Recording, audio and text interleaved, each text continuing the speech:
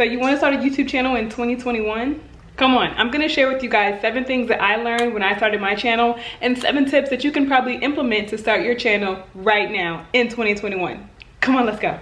Tip number 1, just do it. What are you waiting for? There are so many channels out there. I'm gonna get lost in the algorithm. Make sure you subscribe to the series. What do I do? What will I post? Just do it. Stop holding yourself and your content up. There is someone waiting for you. You have value to bring to the table. Just get out there and do it. It's not gonna be perfect when you first start out. I mean, look at the videos that I posted. I mean, these videos I posted back in the day could have been better, but if I didn't start, I wouldn't have started actually learning the foundation of how to edit my videos, the tools that I needed to make my content great and stand out. So there's lessons to be learned in the beginning. Go.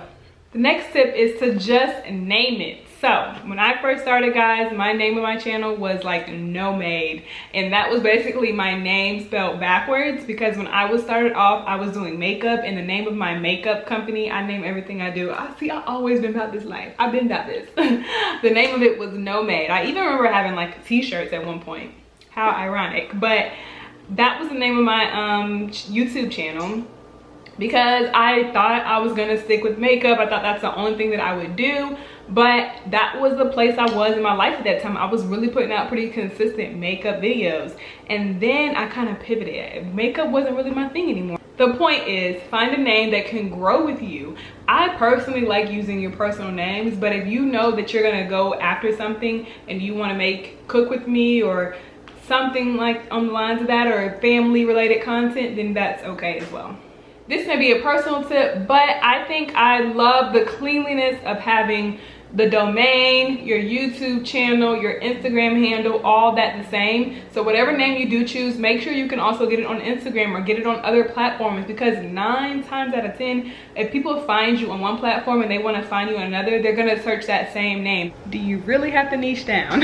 I know this is going to be very controversial, because a lot of people are going to say you have to have a niche. Stick to your niche. And I do believe there is value, as you heard me say earlier, in having a specific target audience and targeting specific people and creating content that is for those people. So for example, if you were doing health and lifestyle, or wellness rather, health and wellness is so broad, right? But if you were targeting women, it's a little less broad. And if you were targeting women interested in gaining weight, it's even less broad, right? So we're getting even more specific. And if you're targeting women trying to gain weight, as in the millennial age range, there is your super niche down target audience, right? But I think that also limits you a little bit, because if you're gonna only do that content and you can create content around that, I think it's great, and you will see growth super quick. You'll really be able to build a group of people that really interested in your content. However, for me, I started off doing makeup, and I got out of that kind of early on. I started sharing more lifestyle, more family, more, you know, grad school, and now I'm sharing pretty much speech pathology and kind of giving advice, and I'm just kind of doing a little bit of everything, because this is my life. I've kind of decided just to share my life and a little bit of everything that I do and what I am and who I am, and I think it reaches people because they've grown to just want to know me and what I do and how I'm doing the things that I'm doing. That's just what I'm doing. And I'm not growing as fast. I am growing consistently, but it takes time for people to kind of get to know you, learn who you are. So if you really have a group of people that you really want to cater to only, then definitely getting that super specific target niche is going to be key. But there's a little wiggle room if you have other things you want to dip and dab into. For example, lifestyle. And my life is great, guys. It's great. All right, I'm trying to get these angles for y'all. What do y'all think? Let me know. But the next one is consistency is king. You have to be consistent. If you're not consistent, people are going to stop showing up. People are going to stop engaging, because your content is not going to be being produced to those people, because they're not seeing it. So I struggle with this. I still don't have the consistency piece together, but when I am consistent, I do see growth. I see engagement. I see potential. And I do believe I have that potential, but I have to show up. And I know life is hard, we're busy, we have a lot going on. Create, plan ahead, do the best you can. And if you can't be consistent every single day, figure out how you can be consistent where you are. If you can only post once a day, once a week, that is consistent.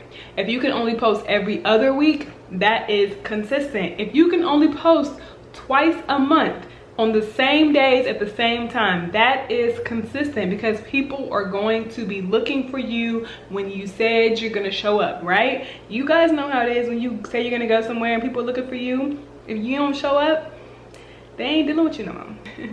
Let's go to the next tip. The angles are not for diamond, guys. We probably won't do this again. But the next tip is start where you are, okay? A lot of times we get caught up. I got caught up in trying to get all the equipment that everybody was recommending, all the lights, all the cameras, all the action. But I didn't have any action, okay? I remember going out and literally spending money that I really did not have on a camera, money I did not have on a laptop, because I said I need this, this, and this to create the content I wanted. It was all lies. Now, granted, the iPhone back in the day, it really wasn't that great, but iPhone has came a long way. So you can definitely start recording with your iPhone. You do not have to start with the camera. Use your phone, any phone really. You have iMovie, you have Video Leap, you have so many applications on your phone. You do not need to have a camera, and you do not need a computer for other software. Get creative with what you have. Invest in what you have. Do the best that you can with what you have, and as your content and everything grows, then you can start investing in other things, okay? I'm still waiting for the return on the investment on everything that I purchased. Right now I'm recording on my Canon G7X.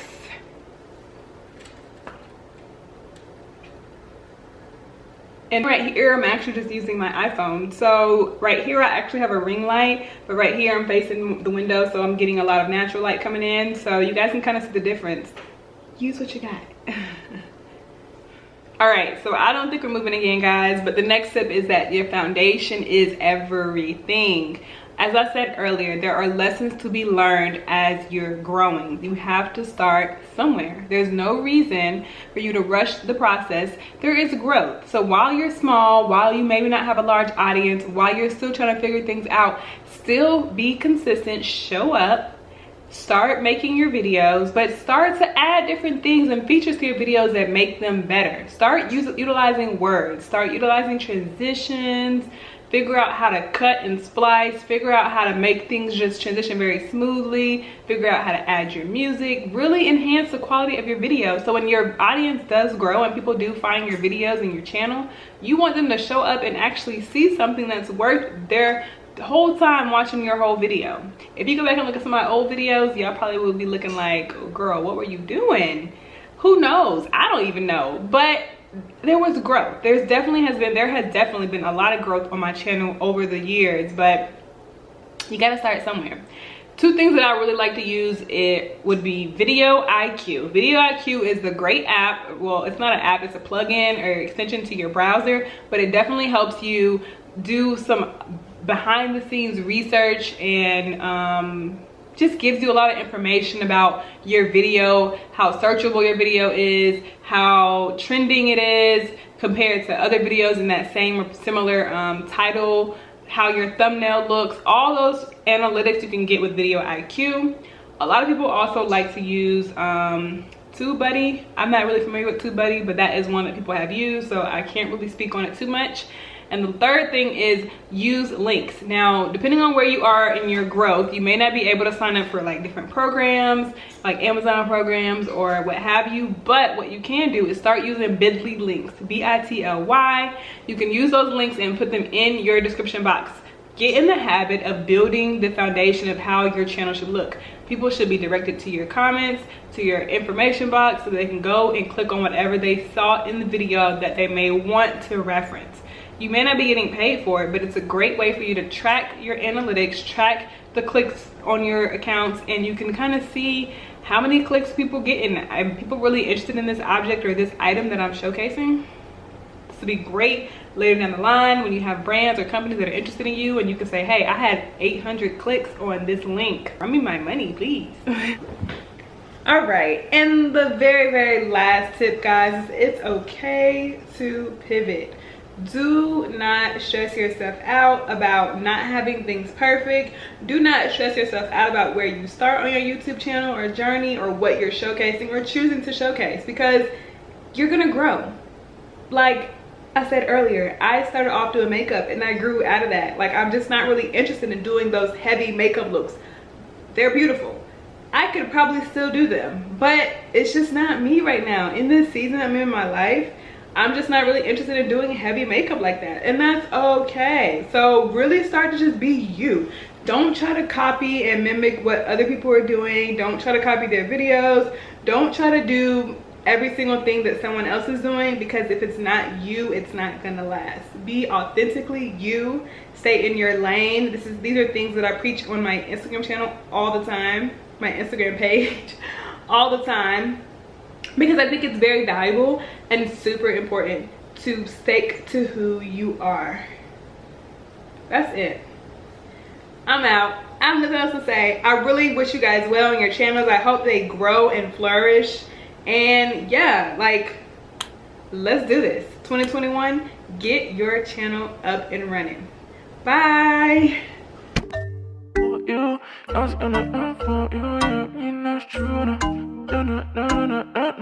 never wanna see you stressing.